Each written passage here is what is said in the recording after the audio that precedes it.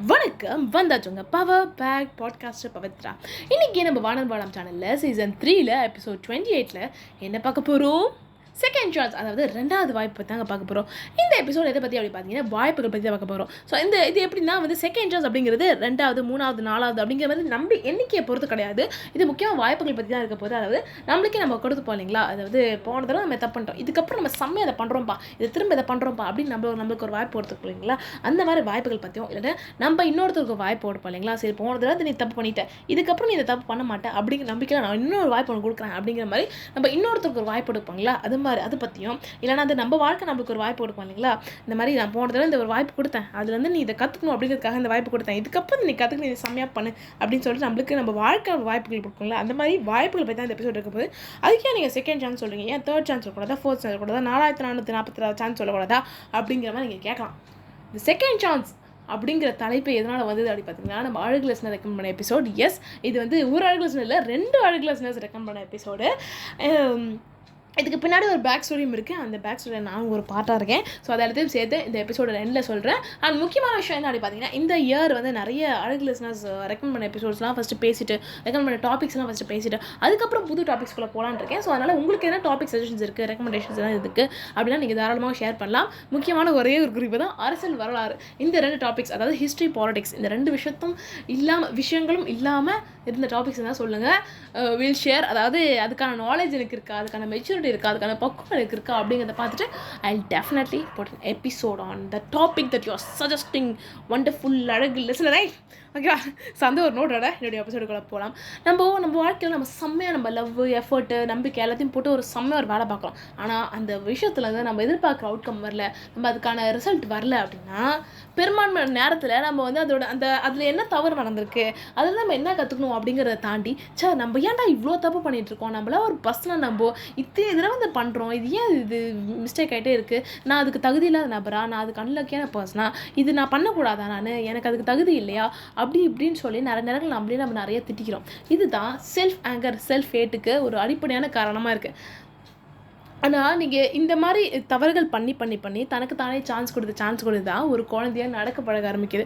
ஒரு சைக்கிளில் ஓட்டுற ஒரு பர்சனே கற்றுக்கிறது இந்த மாதிரி தனக்கு தானே சான்ஸ் கொடுக்கறது மூலயமா தான். இது பார்க்கரு ஹெட் ஸ்டாண்டு, பார்க்கரு அத்லெட்டிக்ஸு, இந்த ஸ்போர்ட்ஸு, ஜிம்னாஸ்டிக்கு, அப்புறம் யோகா, இந்த மாதிரி ஃபிட்னஸ் பேஸ்டான ஒரு கலைகள் இருக்குது பார்த்தீங்களா. ஃபிட்னஸ் பேஸ்டான கலைகள் இல்லைனா நம்ம ஒரு ஃபிசிக்கலாக சேரும் இல்லைங்களா. இந்த கலைகளை கூட தனக்கு தானே நம்ம நிறைய சான்ஸ் கொடுத்துப்பாங்க. நிறைய இந்த மாதிரி இருக்கவங்க அந்த ஹெட் ஸ்டாண்ட்லாம் பண்ணும்போது இல்லை பேலன்சிங் போஸ்ட்லாம் பண்ணும்போது அவ்வளோ முறை விழுந்து தான் அந்த பேலன்சிங் அப்படிங்கிற விஷயம் வருது. அது பார்க்கும்போது சும்மா அமேசிங்காக இருக்கும். ஆனால் அதோட பேக் ஸ்டோரி என்ன அப்படி பார்த்தீங்கன்னா, நிறைய அட்டம்ஸ் கொடுத்து பிகாஸ் இது எப்போ எனக்கு தெரிய வந்தது அப்படின்னா, நான் ஒரு ஹெட் ஸ்டாண்டு ப்ராக்டிஸ் பண்ணும்போது தான் அத்தனை முறை விழுந்து, ஒரு டேபிள் இருக்குது அதை பார்க்காம அந்த டேபிள் மேலே விழுந்து காயம்பட்டு அந்த மாதிரி நிறைய விஷயங்கள் கோத்ரூ பண்ணக்கப்புறம் தான் அந்த ஹெட் ஸ்டாண்ட் எல்லாம் ப்ராப்பராக நிற்க ஆரம்பிடுது.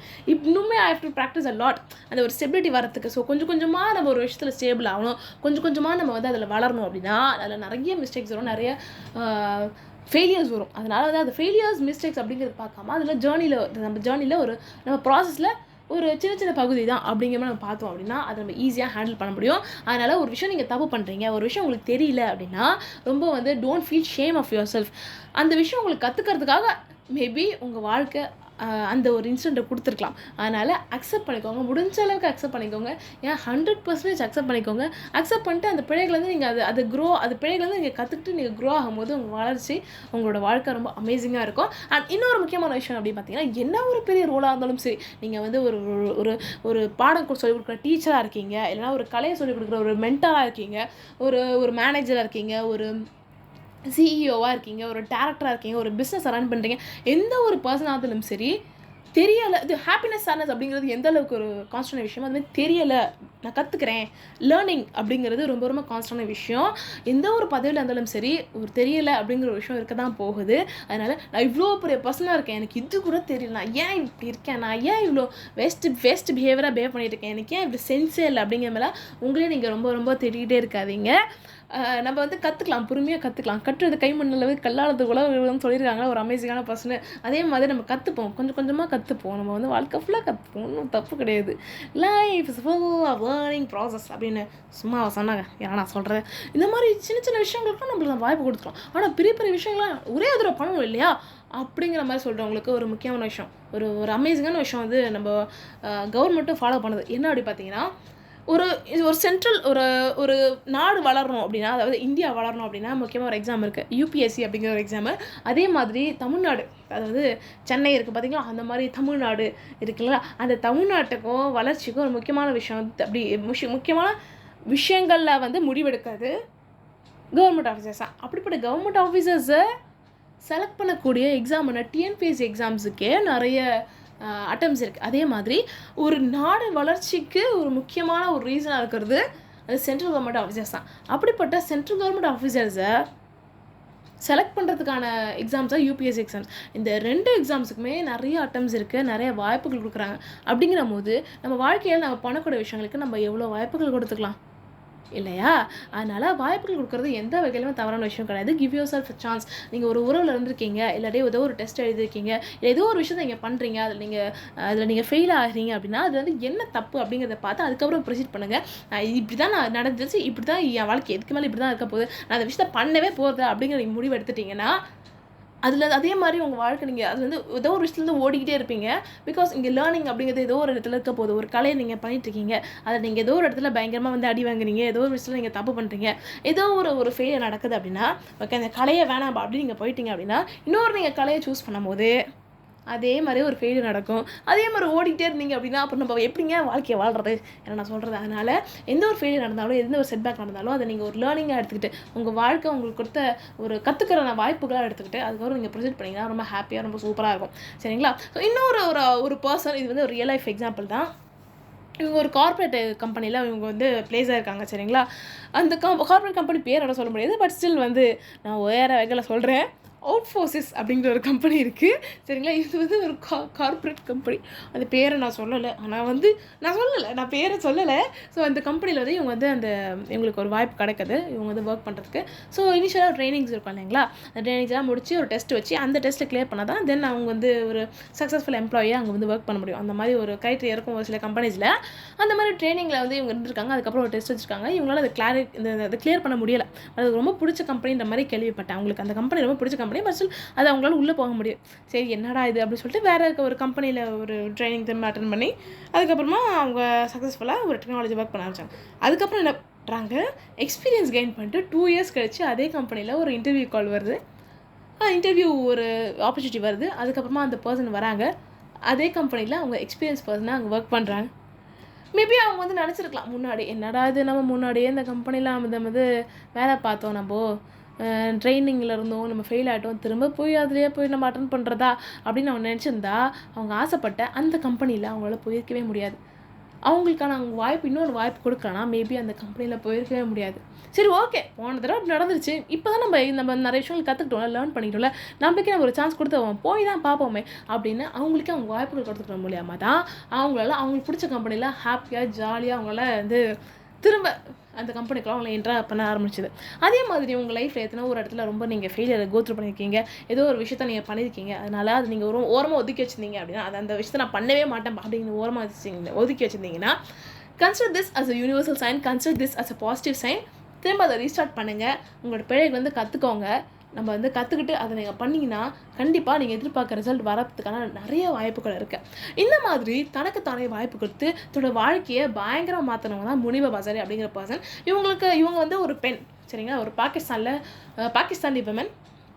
எங்க வாழ்க்கையில் நிறைய வகையான ட்ராஜடி நடந்துச்சு. அதுக்கப்புறம் சரி ஓகேப்பா, இதே மாதிரி நடக்க போகிறது இல்லை, இதுக்கப்புறம் வந்து எந்த ஒரு மந்திரமோ மாயாஜாலமும் நடக்க போகிறது என் வாழ்க்கையில், நான் வந்து மாற போகிறேன், நான் என்னை அக்செப்ட் பண்ணிக்க போகிறேன், நான் செம்ம அமேசிங்காக வாழ போகிறேன் அப்படின்னு முடிவெடுத்து தன்னோட பயங்களுக்கு, தன்னோட தயக்கங்களுக்கு அதெல்லாம் என்னென்ன அப்படிங்கிறத நோட்டீஸ் பண்ணி அப்புறமா தனக்கு தானே வாய்ப்புகள் கொடுத்து ஒரு அமேசிங்கான பர்சனாக வாழ்ந்துருக்காங்க. ஸோ அவங்களோட கதையை தான் நாம் இப்போ பார்க்க போகிறோம். முனிபா மசாரி அப்படிங்கிறவங்க ஒரு பாகிஸ்தானி விமன். இவங்க இப்போது கரண்ட்டாக வாழ்ந்துட்டு இருக்க ஒரு பர்சன் தான். இவங்க வந்து ஒரு இறந்த நபர் அப்படிங்கிற மாதிரிலாம் கிடையாது, இப்போ வாழ்ந்துட்டு இருக்க ஒரு பர்சன் தான். நிறைய ஸ்பீச்சஸு, நிறைய இவங்களோட மோட்டிவேஷனான டாக்ஸ் நிறைய வந்து யூடியூப்பில் இருக்கும். ஸோ நீங்கள் வந்து இன்ட்ரெஸ்டாக இருந்தீங்க அப்படின்னா கண்டிப்பாக பாருங்கள். இவங்களே எனக்கு எப்போ தெரிய வந்தது அப்படின்னா கிட்டத்தட்ட ஒரு 4-5 இயர்ஸ் பேக் முன்னாடி தெரிய வந்தது. ஸோ இதை நான் ஷேர் பண்ணிது அப்படின்னு நினச்சிருந்த ஒரு பியூட்டிஃபுல்லான ஒரு ஸ்டோரி, அமேசிங்கான ஸ்டோரி. நிறைய பேருக்கு ஒரு எப்படி சொல்கிறது, ஒரு கம்பேக் கொடுக்கலாம்ப்பா, நமக்கு ஒரு சான்ஸ் கிடைக்கும்ப்பா, நம்மளுக்கு நம்ம ஒரு செகண்ட் சான்ஸ் கொடுத்துக்கலாம்ப்பா அப்படிங்கிற மாதிரி நினைக்கக்கூட ஒரு அமேசிங்கான ஸ்டோரியாக இருக்கும். சரிங்களா? ஸோ முனிபா மசாரி அப்படிங்கிறவங்களுக்கு 18 வயசில் கல்யாணம் நடக்குது. இவங்களுக்கு ஒரு ஹாப்பியான மேரேஜாக இருக்கிறது இல்லை, ஒரு சேடான மேரேஜாக ஒரு கட்டாய கல்யாணமாக தான் நடக்கப்படுது. அதுக்கப்புறமா 2 வருஷம் கழிச்சு இவங்களும் அவங்க ஹஸ்பண்டும் ஒரு காரில் போயிட்டுருக்காங்க. அதுக்கப்புறமா ஒரு ஆக்சிடென்ட் நடந்து அது ஒரு டிச்சில் விழுந்துடுறாங்க. அவங்க ஹஸ்பண்ட் எப்படியோ கஷ்டப்பட்டு அப்படியே வெளியே வந்துடுறாங்க, அந்த ஜன்னல் வழியாக வெளியே வந்துடுறாங்க. பட் முனிபா அந்த காருக்குள்ளேயே சிக்கி மாட்டிக்கிட்டாங்க. ஸோ இவங்களை வந்து வெளியே இழுக்கும்போது அந்த காரில் இடைப்பட்ட அந்த ஒரு நெருக்கடினால் அவங்களால வெளியே வர முடியலை. அதுக்கப்புறமா எல்லாரும் அந்த முனிபாவை பிடிச்சி இழுக்கிறாங்க. அப்போ நிறைய ஃப்ராக்சர்ஸ் நடக்குது. ஆல்ரெடி இந்த கார் ஆக்சிடென்ட்ல நிறைய ஃப்ராக்சர்ஸ் ஆகிடுச்சு உடம்புல. அதுக்கப்புறமா அவங்க பிடிச்சி இழுக்கும் போது நிறைய ஃப்ராக்சர்ஸ் ஆகிடுச்சு. அதை வந்து ஒரு லிஸ்ட்டாகவும் சொல்கிறாங்க. முதல்ல எங்கே நடந்திருக்கான்னு பார்த்தீங்கன்னா ரேடியஸ் உள்னா, அதாவது நம்ம ரைட் ஹேண்ட் ஆர்மில் நடந்திருக்கு, நம்ம கைகளில் இருக்கும், ரிஸ்ட்டுக்கிட்ட இருக்கும் அந்த போனு, அந்த போன் நடந்திருக்கு. அதுக்கப்புறம் ரிஸ்ட்லேயும் ஒரு ஃப்ராக்சராக இருக்குது. அதுக்கப்புறம் ஷோல்டர் போன் அதாவது தோள்பட்டைகள் நடந்திருக்கு. காலர் போன், அதாவது நம்ம ஷர்ட்டு போட்டால் ஒரு காலர் இருக்கும் பார்த்தீங்களா, அந்த இடத்துல ஒரு காலர் போன் அப்படின்னு ஒன்று இருக்கும், அங்கே ஒரு போன் இருக்கும், அதுதான் காலர் போன் அப்படின்னு சொல்லப்படுறது. அதுக்கப்புறமா லங்ஸையும் லிவரையும் கவர் பண்ணுற மாதிரி ஒரு போன் இருக்கும், அந்த ரிப் கேஜ் அப்படிங்கிற போன். அந்த ரிப் கேஜும் பயங்கரமாக அஃபெக்ட் ஆயிருக்கு. ரிப் கேஜ் பயங்கரமாக டேமேஜ் ஆனதுனால லங்கும் லிவரும் பயங்கரமாக டேமேஜ் ஆகிடுச்சு. அதனால அவங்களால பிரீத் கூட பண்ண முடியல அப்படிங்கிற மாதிரி சொல்கிறாங்க. அதுக்கப்புறமா ரீனல் பவல் கண்ட்ரோல் அப்படிங்கிற ஒரு விஷயம், அதாவது நம்மளோட இமோஷனையும் யூரினையும் இந்த ஒரு கண்ட்ரோல் இருக்கிற மூலியமாக தான் நம்மளால் கண்ட்ரோல் பண்ண முடியும், மேனேஜ் பண்ண முடியும். அந்த கண்ட்ரோலை அவங்க இழந்துடுறாங்க. அதனால அவங்களால யூரின் மோஷனும் அவங்களால வந்து கண்ட்ரோல் பண்ண முடியாத ஒரு சுச்சுவேஷன் ஆயிடுச்சு. ஸோ இவ்வளோ விஷயங்கள் உள்ளுக்குள்ள நடந்துட்டு இருக்கும் போது அவங்க வந்து படுத்துட்டு இருக்காங்க. அந்த ஆக்சிடென்ட் ஆன அந்த வெளியே இழுத்துக்கப்புறமா அவங்க வந்து படுக்க வச்சிருக்காங்க. சுற்றி இருக்கவங்களாம் யோசிக்கிறாங்க, இந்த பொண்ணு வந்து உயிரோட இருக்காள், செத்துடுச்சா, என்ன பண்ணுறதுன்னு தெரியலையே, சுற்றி முற்றி வேற ஹாஸ்பிட்டல்ஸ் இல்லையே, மருத்துவமனை இல்லையே, நம்ம எங்கே கூட்டிகிட்டு போகிறது அப்படிங்கிற மாதிரி யோசிக்கிறாங்க. அப்போ வந்து ஒருத்தர் சொல்கிறாரு, இந்த பொண்ணை அந்த ட்ரக்கில் தூக்கி போடுங்க, நம்ம வந்து இந்த பொண்ணை கூட்டிகிட்டு போகலாம், பக்கத்தில் ஒரு 3 மணி நேரத்தில் தொலைவில் ஒரு ஹாஸ்பிட்டல் இருக்குது அப்படிங்கிற மாதிரி சொல்கிறாங்க. அதுக்கப்புறம் அந்த முனிபாவை தூக்கி ட்ரக்கில் போடுறாங்க. அந்த 3 மணி நேரம் பயணம், நிறைய கரடு முரடான ரோடு அப்படிங்கிறதுல 3 மணி நேரம் பயணம் அவ்வளோ வழி நேர்ந்த பயணமாக இருந்துச்சு. அதை நான் இன்னுமே ஞாபகம் வச்சுருக்கேன், இன்னுமே நான் அதை மறக்கல அப்படிங்கிற மாதிரி முனிபா சொல்கிறாங்க. அதுக்கப்புறம் 3 மணி நேரம் ட்ராவல் கழிச்சு அந்த ஹாஸ்பிட்டல் போகிறாங்க. அவங்கள எக்ஸாமின் பண்ணுறாங்க. அந்த ஃப்ராக்சர்ஸும் நடந்தது அவங்களுக்கு தெரிய வருது, டாக்டர்ஸ்க்கு தெரிய வருது. அதுக்கப்புறமா நிறைய சர்ஜரிஸ் நடக்குது. 2.5 மாதம் ஹாஸ்பிட்டல்லே தங்கியிருக்காங்க. அதுக்கப்புறமா வந்து ஒரு டாக்டர் ஒரு நாள் சொல்கிறாங்க, அந்த மாதிரி வந்து நீங்கள் வந்து பயங்கரமான ஒரு பெயிண்டர் ஆகணும்னு ஆசைப்பட்டீங்களாமே, ஏதாவது ஆர்டிஸ்ட் ஆகணும், ஓவியராக ஆகணும்னு ஆசைப்பட்டீங்களாமே, ஆனால் நீங்கள் ஒரு ஹவுஸ் ஒய்ஃபாக ஆகிட்டீங்க அப்படின்னு கேள்விப்பட்டேன். உங்களுக்காக நான் ஒரு பேட் நியூஸ் வச்சுருக்கேன், இனிமேல் உங்களால் வரைய முடியாது, ஏன்னா உங்கள் கையில் ஃப்ராக்சர் ஆகிருக்கு அப்படிங்கிற மாதிரி சொல்கிறாங்க. அதுக்கப்புறம் அடுத்த நாள் வராங்க. அவங்க சொல்கிறாங்க என்னென்னா, உங்களுக்கு பயங்கரமாக ஸ்பைன் இஷ்யூ நடந்தனால உங்களால் இனிமேல் வாழ்க்கையில் நடக்க முடியாது அப்படின்னு சொல்கிறாங்க. அப்புறம் அடுத்த நாள் வராங்க, இன்னொரு பேட் நியூஸ் வச்சுருக்கேன் அப்படின்னு சொல்கிறாங்க. உங்களுக்கு ஸ்பைனில் நிறைய இஷ்யூ நடந்த காரணத்தினால உங்களால் ஒரு குழந்தைய சுமக்க முடியாது அப்படிங்கிற மாதிரி சொல்கிறாங்க. இதெல்லாம் கேட்டு பயங்கரமாக முனிபா ரொம்ப டிப்ரெஸ் ஆகி, ரொம்ப சோகமாகி, நிறைய அழுகைகள், அது மாதிரிலாம் நிறைய விஷயங்கள் நடந்துச்சான். அதுக்கப்புறமா என்ன சொல்கிறாங்களா, இந்த மாதிரி எனக்கு இந்த வெறும் வால்ஸை பார்த்து, அதாவது ஹாஸ்பிட்டல் வால்ஸ் இருக்கும் இல்லைங்களா, பிளெயின் ஒயிட் வால்ஸை, இந்த மாதிரி வெறும் ஒயிட் வால்ஸை பார்த்து எனக்கு போர் அடிக்குது, எனக்கு பெயிண்ட் பண்ணுறதுக்கு எனக்கு கேன்வாஸும் பெயிண்டிங்கும் கொண்டு வாங்க அப்படிங்கிற மாதிரி சொல்கிறாங்க. அதுக்கப்புறமா அவங்க சுற்றி இருக்கவங்க முனிபாக்காக பெயிண்ட் பண்ணுறதுக்கான பொருட்கள்லாம் கொண்டு வராங்க.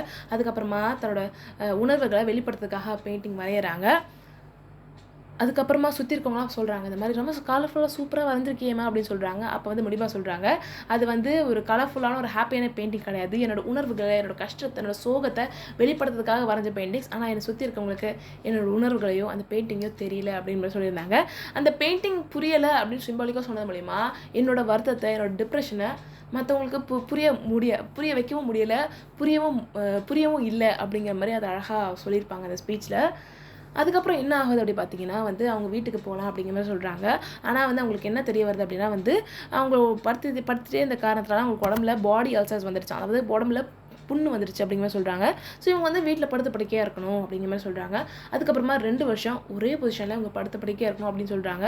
அந்த 2 வருஷம் ஒரே இடத்துல படுத்த படுக்கையாக இருக்கும்போது அந்த ஜன்னல் வழியாக அவங்க பார்க்கும்போது தான் வந்து இந்த மனுஷங்களாம் எவ்வளோ பிளெஸ்டாக இருக்காங்க, இந்த மூவ் பண்ணுறது எவ்வளோ பெரிய பிளெஸிங் அப்படிங்கிறத அவங்க உணர்றாங்க.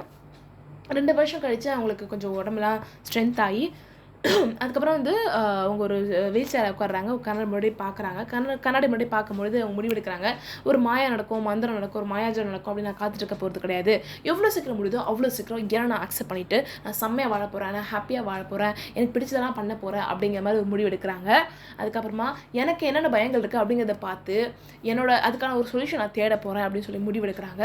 தனக்கு தானே ஒரு சான்ஸ் கொடுத்துக்கிறாங்க. அதாவது இவ்வளோ ட்ராஜடி நடந்ததுக்கப்புறமா இதுக்கப்புறம் என் வாழ்க்கை ரொம்ப சோகமாக தான் இருக்கும் போது இதுக்கப்புறம் நல்லா நடக்கவும் முடியாது, குழந்தைய பெற்றுக்க முடியாது, எனக்கு பிடிச்ச ட்ராயிங்கும் வரைய முடியாது, டாக்டர் சொல்லிட்டாங்களே என்ன பண்ணுறது அப்படின்னு சோர்வடையாமல் தன்னோட பயங்கள் என்ன, அதுக்காக நான் என்னென்னலாம் பண்ணிக்கணும், எனக்கான அக்செப்டன்ஸை நான் எனக்கு எப்படி கொடுத்துக்கிறது அப்படின்னு சொல்லி அவங்க ஒரு முடிவு எடுக்கிறாங்க.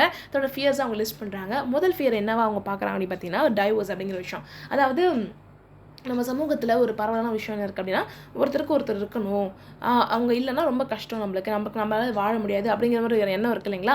அதே மாதிரி முனிபாக்கு ஒரு எண்ணம் வந்திருக்கு. அதாவது எனக்கு ஒரு பர்சன் இருக்கணும், எனக்கு கேர் பண்ணிக்க பர்சன் இருக்கணும் அப்படின்றதுனால அவங்க வந்து ஹஸ்பண்ட் கூட ஒரு கிளிஞ்சிங்கான ஒரு தூங்கிட்டே இருக்க ஒரு பர்சனாக இருக்காங்க. பட் முனிபாவோட ஹஸ்பண்டுக்கும் முனிபாவும் அந்தளவுக்கு இஷ்டமே இல்லை. ஆனாலும் முனிபா வந்து தனக்கு ஒரு பர்சன் இருக்கணுமே அப்படிங்கிற ஒரு பயத்தினால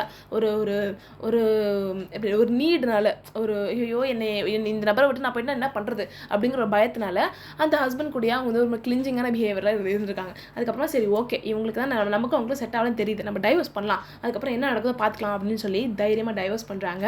அவங்க என்ன சொல்கிறாங்க அப்படின்னு பார்த்தீங்கன்னா என்னோட ஹஸ்பண்டை நான் ஃப்ரீ பண்ணது மூலயமா என்னை நானே ஃப்ரீ பண்ணிக்கிட்டேன் அப்படின்னு சொல்கிறாங்க. அவங்க ஹஸ்பண்டுக்கு வேற ஒரு நபர் கூட கல்யாணம் ஆகிச்சான். அதுக்கப்புறமா அந்த முனிபாவும் தான் ஃப்ரீ ஆகிட்டாங்க இல்லைங்களா, தன்னோட ஹஸ்பண்டை ஃப்ரீ பண்ணதுனால டைவர்ஸ் பண்ணதுனால தான் ஃப்ரீ ஆகிட்டாங்க இல்லைங்களா.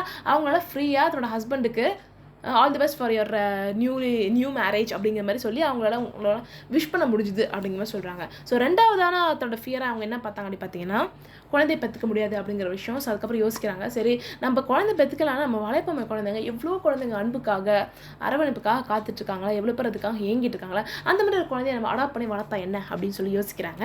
அதுக்கப்புறமா ஊரில் இருக்கிற எல்லா ஆர்ஃபனேஜஸ்லையும் எல்லா இந்த குழந்தையெல்லாம் காப்பகம்லாம் இருக்கும்ல அங்கே எல்லாத்தையும் போய் முனிபா வசாரி அப்படின்னு சொல்லி ரெஜிஸ்டர் பண்ணுறாங்க. இவங்க யார் என்ன, இவங்களுக்கு நடந்த ஆக்சிடென்ட்ஸ், இவங்க வீல் சேரில் இருக்க பர்சன் அப்படிங்கிற மாதிரிலாம் இவங்க எதுவுமே அங்கே டிஸ்கிரிப்ஷன்லாம் எதுவுமே கொடுக்கல.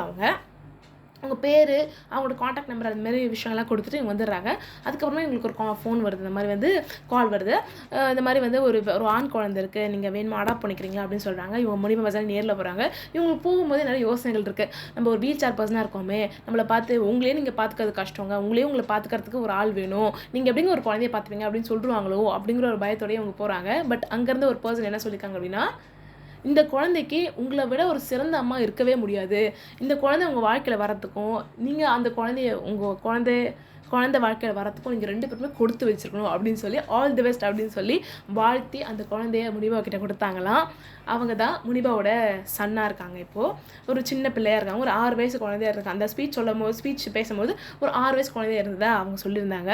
அதுக்கப்புறம் 3வது பயமாக அவங்களுக்கு என்ன இருந்துச்சு அப்படி பார்த்தீங்கன்னா மனுஷங்களை சந்திக்கிறது. அவங்க படுக்கையாக இருந்தாங்க இல்லைங்களா, அவங்களுக்கு உடம்பு சரியில்லாமல் இருந்துச்சு இல்லைங்களா, அதாவது அவங்களுக்கு ஃப்ராக்சர்ஸ்லாம் ஏற்பட்டு அவங்க சர்ஜரிலாம் பண்ணிட்டு இருந்தாங்க இல்லைங்களா. அந்த டைமில் அவங்க பார்த்தவங்க எல்லாருமே ரொம்ப பரிதாபமான ஒரு நிலையில தான் பார்த்தாங்கன்னா, ஐயோ முனிபா உனக்கு உடம்பு சரியில்லையா, உனக்கு கஷ்டமாக இருக்கா, உனக்கு வலிக்குதா அப்படின்னு சொல்லி அது வந்து ஒரு கன்சர்னான வேலை தான் பார்த்தாங்க. பட் ஸ்டில் அவங்களோட பெர்ஸ்பெக்டிவ்ல அவங்க சொல்லியிருந்தாங்க இல்லைங்களா, அவங்களோட பெர்ஸ்பெக்டிவ்ல சொல்லியிருக்காங்க. எனக்கு அப்படி பார்க்கும்போது எனக்கு ரொம்ப இன்னும் கஷ்டமாயிட்டே இருந்துச்சு. நான் சிரித்தாலும் கூட உனக்குள்ளே எவ்வளோ வலி இருக்குது இந்த சிரிப்புக்கு பின்னாடி அப்படின்னு சொல்லி நான் சந்தோஷமாக இருக்கிறதே நான் ஃபேக்கு போல அப்படிங்கிற மாதிரி இவங்க சொல்லி எனக்கு அது ரொம்ப கஷ்டமாக இருந்துச்சு. அதனாலேயே மனுஷன் எனக்கு சந்திக்க ரொம்ப பயமாக இருந்துச்சு, எனக்கு வந்து பீப்புள் ஃபேஸ் பண்ணுறதுக்கு ரொம்ப பயமாக இருந்துச்சு அப்படிங்கிற மாதிரி சொல்கிறாங்க. அதுக்கப்புறமா இவங்க கொஞ்சம் கொஞ்சமாக தன்னை அக்செப்ட் பண்ணிக்கிறது மூலியமா, தன்னோட நிலையை அக்செப்ட் பண்ணிக்கிறது மூலியமா அந்த மாதிரி கொஷின்ஸ் வந்தாலும் அவங்களால ஈஸியாக ஹேண்டில் பண்ண முடியுது அப்படின்னு சொல்கிறாங்க. ஒரு ஏர்போர்ட்டில் கூட இவங்களை வந்து ஒருத்தர் நபர் வந்து பார்த்து கேட்டாங்களாம், உங்களுக்கு உடம்பு சரியில்லை அப்படின்னு கேட்கும்போது நான் ஓகே தான், எனக்கு ஸ்பைனில் மட்டும் ஒரு கொஞ்சம் இஷ்யூ இருக்குது அப்படின்னு சொல்லி கூலாக ஹேண்டில் பண்ணதாகவும் இவங்க வந்து சொல்லியிருந்தாங்க. ஸோ அவங்க என்ன சொல்கிறாங்க அப்படின்னு பார்த்தீங்கன்னா உங்களை நீங்கள் அக்செப்ட் பண்ணிக்கிட்டீங்க அப்படின்னா இந்த உலகமே உங்களை ரெக்கக்னைஸ் பண்ணும் அப்படின்னு சொல்லியிருக்காங்க. இவங்க சொன்னது மட்டும் இல்லாமல் ஒரு பெஸ்ட் எக்ஸாம்பிளாக வாழ்ந்திருக்காங்க. ஸோ இவங்களை அக்செப்ட் பண்ணது மூலமா இவங்களுக்கு நிறைய வகையான ரெக்கக்னேஷன் கிடச்சிருக்கு. யுஎன் விமன் பாகிஸ்தானில் இவங்க நேஷனல் குட்வில் அம்பாசிடராக வந்திருக்காங்க. ஸோ இவங்களோட ரோல் இதில் என்ன அப்படி பார்த்தீங்கன்னா பெண் குழந்தைங்களாக இருப்பாங்களே பார்த்தீங்களா, அந்த பெண் குழந்தைகளுக்கான உரிமைகளை பற்றி இவங்க பேசுகிற ஒரு பர்சனாக இருந்திருக்காங்க. அண்ட் BBC 100 Women for 2015லேயும் இவங்க ஒரு பர்சனாகவும் இருந்திருக்காங்க. இவங்க தன்னோட கதையை சொல்லும் போதே நான் ஒரு மோட்டிவேஷனல் ஸ்பீக்கராக இல்லைங்க, என்னோட கதையை நான் வெளிப்படுத்துகிறேன், என்னோட கிராட்டிடியூட் நிறைந்த, அதாவது நன்றி நிறைந்த என்னோட கதையை நான் வெளிப்படுத்துகிறேன், இது மூலமா நிறைய பேருக்கு தன்னோட பிளெஸிங்ஸை பற்றி தெரிய வரணும் அப்படிங்கிறதுக்காக நான் இதை வெளிப்படுத்துகிறேன் அப்படிங்கிற மாதிரி சொல்லியிருந்தாங்க. இது வந்து இன்னும் நிறைய விஷயங்கள் அவங்க ஷேர் பண்ணியிருந்தாங்க. So if you want to watch, நீங்கள் வந்து யூடியூப் போய் முனிபா மசாரி ஸ்பீச் அப்படின்னு சொல்லி சர்ச் பண்ணி பாருங்கள், கண்டிப்பாக உங்களுக்கு கிடைக்கும். ஸோ இவங்க முனிபா மசாரி தன்னோட வாழ்க்கையில் நிறைய ட்ராஜடிக்கான விஷயங்கள்லாம் பார்த்துட்டு இதுக்கப்புறம் இப்படி தான் பார்க்க போகுது அப்படின்னு சொல்லி அவங்க அங்கேயே ஸ்டாக் ஆகி நிற்காமல் தனக்கு தானே சான்ஸ் கொடுத்து தன்னோட ஃபியர்ஸையும் தன்னோட கஷ்டங்களையும் வந்து எப்படி ஹேண்டில் பண்ணலாம் அப்படின்னு யோசிச்சு தானே அக்செப்ட் பண்ணிக்கிறது மூலிமா அவங்க வாழ்க்கை ரொம்ப அழகாக மாறிச்சு. அதே மாதிரி உங்களுக்கு நீங்கள் வந்து ஒரு சான்ஸ் கொடுத்தீங்க, உங்களோட பயங்கள் உங்களோட தயக்கங்கள் என்ன அப்படிங்கிறது கண்ணை திறந்து பார்த்தீங்கன்னா இன்னும் சூப்பராக இன்னும் செம்மையாக இன்னும் ஹாப்பியாக வாழலாம். அதே மாதிரி உங்களோட ஃபெயிலியர்ஸ்லேருந்து உங்களுக்கான லேர்னிங் என்ன அப்படிங்கிறத பார்த்து நீங்கள் ஃப்யூச்சரில் நீங்கள் ஒரு அட்டெம்ப்ட் பண்ணுறீங்க, நீங்கள் ஒரு சான்ஸ் கொடுத்து நீங்கள் அந்த விஷயத்தை திரும்ப பண்ணுறீங்க அப்படின்னா இன்னும் அது ஈஸியாக இன்னும் ஹாப்பியாக நீங்கள் எதிர்பார்க்குற ரிசல்ட்ஸை ரொம்ப ஈஸியாக அட்டைன் பண்ண முடியும். ஓகே, முனிபாத்தோட வாழ்க்கையில் நடந்த துயரமான விஷயங்களை பார்த்து இதுக்கப்புறம் என்னால் நடக்கவும் முடியாது, இதுக்கப்புறம் குழந்தையும் பெற்றுக்க முடியாது, இதுக்கப்புறம் என்னால் ஓடி ஆடி விளையாட முடியாது, இதுக்கப்புறம் என்னடா வாழ்க்கையில் ரொம்ப சோகமாக தான் இருக்க போகுது அப்படிங்கிற மாதிரி அவங்க வந்து ஸ்டக்காக இல்லாமல், அவங்க பாஸ்ட்டில் ஸ்டக்காக இல்லாமல் இதுக்கப்புறம் நான் ஹாப்பியாக வாழ போகிறேன், இதுக்கப்புறம் நான் செம்மையாக வாழ போகிறேன், என்னோட பயங்கள்லாம் கொஞ்சம் ஒதுக்கி வச்சுட்டு நான் சூப்பராக வாழ போகிறேன், இந்த சொல்யூஷன் என்ன அப்படிங்கிறத கற்றுக்க போகிறேன், நம்ம வாழ்ந்து தான் பார்ப்போமே அப்படின்னு சொல்லி தனக்கு தானே ஒரு வாய்ப்பு கொடுத்துக்கிட்டாங்க. அதே மாதிரி உங்களுக்கு நீங்கள் வாய்ப்புகள் கொடுத்துக்க போகிறீங்களா, இல்லைனா வந்து இவங்க கசப்பான பழைய விஷயங்களே ஸ்டக்காக இருக்க போகிறீங்களா அப்படிங்கிறது முடிவு உங்கள் கையில் தாங்க இருக்குது. அது என்ன வேணால் இருக்கலாம், உங்களோட பழைய கசப்பான நிகழ்வுகள், நீங்கள் ஒரு ரிலேஷன்ஷிப்பில் பிரேக்கப் பண்ணியிருக்கலாம், இல்லைனா வந்து நீங்கள் எழுதின கவர்மெண்ட் எக்ஸாமில் ஃபெயிலாக இருக்கலாம், இது மாதிரி எந்த விஷயங்கள்லாம் நடந்திருக்கலாம். பட் இனிமேல் உங்கள் வாழ்க்கை நீங்கள் எப்படி வாழ போகிறீங்க அப்படிங்கிறது உங்கள் கையில் தான் இருக்குது. உங்களுக்கு நீங்கள் ஒரு வாய்ப்பு கொடுத்துக்க போகிறீங்களா, அந்த விஷயத்தை பண்ணுறதுக்கான வாய்ப்பு நீங்கள் கொடுத்துக்க போகிறீங்களா அப்படிங்கிறது உங்கள் கையில் தாங்க இருக்குது. இந்த எபிசோட உருவானதுக்கான முக்கியமான காரணம் ஒன்று இருக்குது, ஒரு ஸ்டோரி இருக்குது, அதை நான் சொல்லியிருந்தேன் இல்லைங்களா, அந்த ஸ்டோரிக்கு தான் நம்ம இப்போ வந்திருக்கோம். ஸோ நவம்பர் 25 ஒரு ட்ரைனிங் ஆரம்பிச்சிது சரிங்களா. கிட்டத்தட்ட ஒரு 13 பேர் நாங்கள் வந்து ட்ரைனிங் அட்டன் பண்ணியிருந்தோம். அந்த 13 பேரில் சில பேர் வந்து அதை கிளியர் பண்ணாங்க, சில பேர் கிளியர் பண்ணல. ஸோ வந்து அந்த ட்ரைனிங் அப்போது அந்த இருக்கிற 13 பேருமே அவ்வளோ எஃபர்ட்ஸ் போட்டு ஒருத்தர் சொல்லி கொடுத்து, தெரியாதவங்க சொல்லி கொடுத்து கற்றுக் கொடுத்து இந்த மாதிரி ஒரு ப்ராசஸாக தான் இருந்துச்சு சரிங்களா. ஆனால் ஒரு சிலருக்கு வந்து ஒரு பர்டிகுலர் ப்ராசஸ் தெரியலை. ப்ராசஸ்னால் அது ஒரு எப்படி சொல்கிறதுனா ஒரு டெஸ்ட்டுன்னு வச்சுக்கோங்களேன், லைன் பை லைன் அது பண்ணிக்கிட்டே இருக்கணும். ஒரு லைன் மட்டும் நாங்கள் பண்ணலை, நாங்களாம் ஒரு சிலர் பண்ணல. சரி ஓகே, அது ஆக்சுவலாக எப்போ தெரிய வந்தது, அது பண்ணல அப்படின்னு எப்போ தெரிய வந்தது அப்படின்னு, அது பண்ணலை அப்படிங்கிறது எப்போ தெரிய வந்தது அப்படின்னா அந்த டெஸ்ட்லாம் முடிஞ்சதுக்கப்புறம் ஒரு வாரம் கழிச்சு தெரிய வருது. அதில் ஒரு 3 பேர் மட்டும் பண்ணலை அந்த ப்ராசஸ். சரி ஓகே, அதெல்லாம் ஒரு ப்ராசஸ் தானே, அதெல்லாம் ஒன்றும் இல்லை, பாஸ் ஆகிடலாம் அப்படிங்கிற மாதிரி தான் இருந்தோம். பார்த்தா ரிசல்ட் வருது, மீதி 10 பேரும் அந்த டெஸ்ட்டை கிளியர் பண்ணிட்டாங்க, நாங்கள் 3 பேரும் கிளியர் பண்ணல அப்படின்னு. எஸ், நானும் அந்த மீதி 2 பேர், அவங்களும் நம்ம பாட்காஸ்ட் அழகு லிஸ்டர்ஸ் தான். ஸோ நானும் வந்து கிளியர் பண்ணல, ஃபெயில் ஆகிட்டோம். அந்த டைமில் ஃபஸ்ட் அட்டெம்ப்டில் ஃபெயில் ஆகிட்டோம். என்னடா இது, நம்ம இவ்வளோ பெஸ்ட்டு போட்டு ஃபெயில் ஆகிட்டோமே, இவ்வளோ எஃபோர்ட் போட்டு ஃபெயில் ஆகிட்டோமே, மேபி நமக்கு தான் திறமை இல்லையா, நம்ம ஏன் இவ்வளோ ஒரு தத்தியாக இருக்கும் அப்படிங்கிற மாதிரி நிறைய நேரங்களில் ரொம்ப லோவாக ஃபீல் பண்ணியிருந்தோம். இதில் வந்து 3 பேர் 3 வகையான கேட்டகரி. ஒருத்தர் எப்படி பார்த்தீங்க அப்படின்னா வந்து மற்றவங்களும் சொல்லிக் கொடுத்து அதாவது கற்றுக்கிட்ட ஒரு நபர் வந்து பாஸ் ஆகி போயிட்டாங்க. பட் சொல்லிக் கொடுத்த இவங்க நம்ம ஃபெயில் ஆகிட்டோமே அப்படின்னு சொல்லி அவங்க ரொம்ப லோவாக ஃபீல் பண்ணியிருந்தாங்க, ரொம்ப அழுதுகிட்டு ரொம்ப ஒரு டிப்ரெஷன் மோட்லேயே இருந்தாங்க. டிப்ரெஷன் மோடில் 3 பேர் டிப்ரெஷன் மோடில் தான் இருந்தோம். பட் வந்து அவங்க இந்த மாதிரி ஒரு வகையான ஒரு மன அழுத்தத்தில் இருந்தாங்க, மன கஷ்டத்தில் இருந்தாங்க. இன்னொரு நபர் இருக்காங்க, அவங்க எப்படி பார்த்திங்கன்னா அவங்க லேர்ன் பண்ணிக்கிட்ட கேட்டகரி. நம்ம இவ்வளோ கற்றுக்கிட்டோமே, கேட்டு கற்றுக்கிட்டோமே, என்னடா இது நம்மளும் கிளியர் பண்ண முடியலையே அப்படின்னு சொல்லி அவங்க ஒரு மாதிரி சோகமாக இருந்தாங்க. இதில் வந்து இப்போ என்னைய பார்த்திங்க அப்படின்னா நான் லேர்னும் பண்ணிக்கிட்டேன், கற்றும் கொடுத்தேன், ரெண்டுமே நான் பண்ணேன். ஆனாலும் என்னால் கிளியர் பண்ண முடியலையே அப்படின்னு சொல்லி 3 பேருமே ஒரு மாதிரி ஒரே மன கஷ்ட கடலில் ஆழ்ந்து நீந்தி கொண்டு இருந்தோம் என்று தான் சொல்ல வேண்டும். ஆனால் ஏதோ ஒரு ஃபீலிங் தட் இதெல்லாம் வந்து ஏதோ ஒரு பெருசான விஷயத்துக்கு தான் நம்ம ப்ரிப்பேர் பண்ணிகிட்ருக்கு. இந்த ஃபெயிலியர் மேபி இது வந்து நம்மளோட சக்ஸஸ்க்கான ஒரு பாதையாக தான் இருக்கும் அப்படிங்கிற மாதிரி நம்பிக்கையே ரொம்ப சின்னதாக இருந்துச்சு.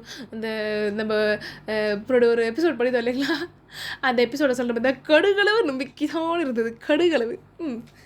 ஸோ அந்த மாதிரி அப்படியே ப்ராசஸ் போயிட்டுருச்சு.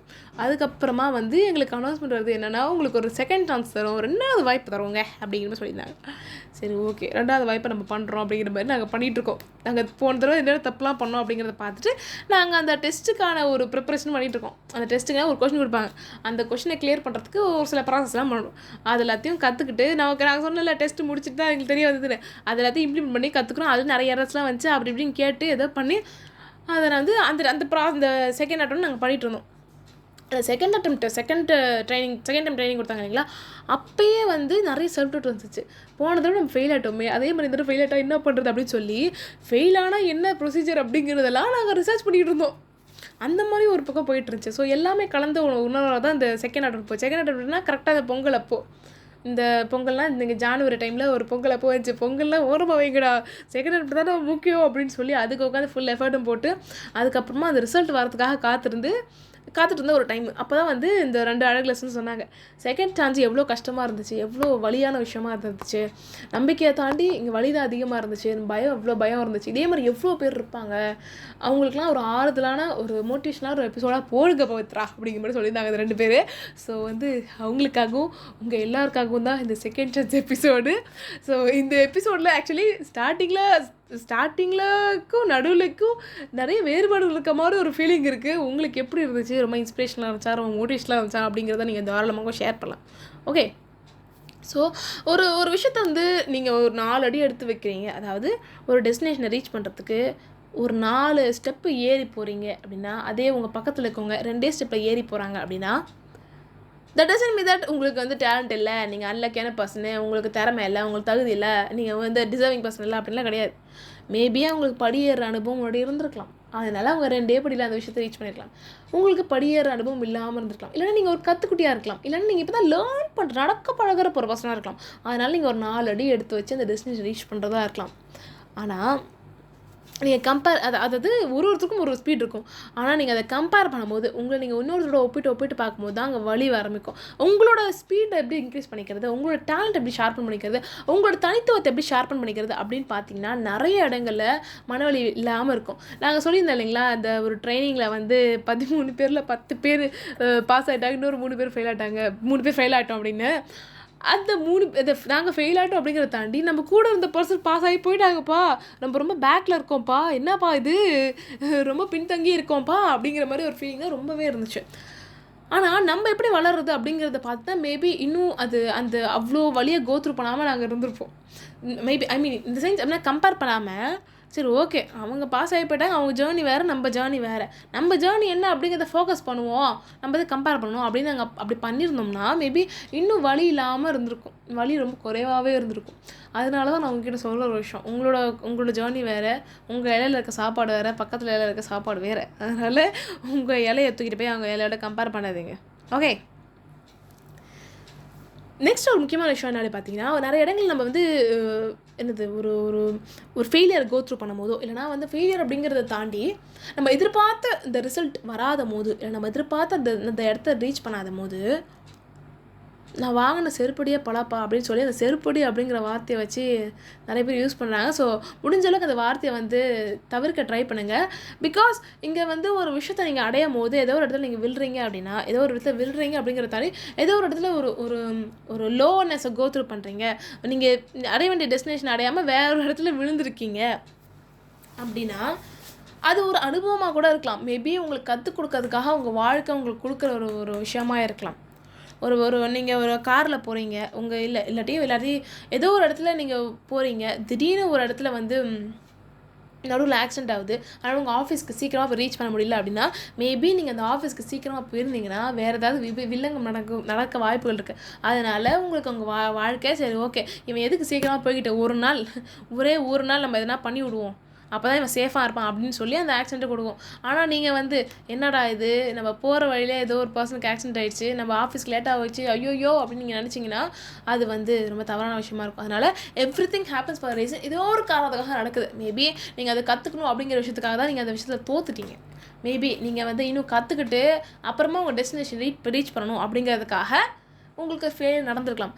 ஆனால் அதை விட்டுட்டு எனக்கு எல்லாம் வாழ்க்கையில் நிறைய செருப்படி வாங்கிட்டேன்ப்பா, நான் ஒரு உறவுகளை நிறைய இடத்துல தோத்துட்டேன்ப்பா, இதுக்கப்புறம்லாம் சரியாக வரும்னு தோணலை, எனக்கு நம்பிக்கையே போச்சு அப்படின்னு சொல்லி உங்கள் நம்பிக்கையை இழந்துட்டு இருந்தீங்க அப்படின்னா உங்களால் உங்கள் ஆசைப்பட்ட வாழ்க்கையை வாழ முடியாத வாய்ப்புகள் நிறைய இருக்குது. அதனால் முயற்சி பண்ணுவோம், திரும்ப முயற்சி பண்ணுவோம், என்னென்ன தவறுகள் பண்ணியிருக்கோம் அப்படிங்கிறத முயற்சி பண்ணுவோம், ஏதோ ஒரு பெரிய காரணத்துக்காக இதெல்லாம் நடக்குது அப்படின்றத நம்புவோம்.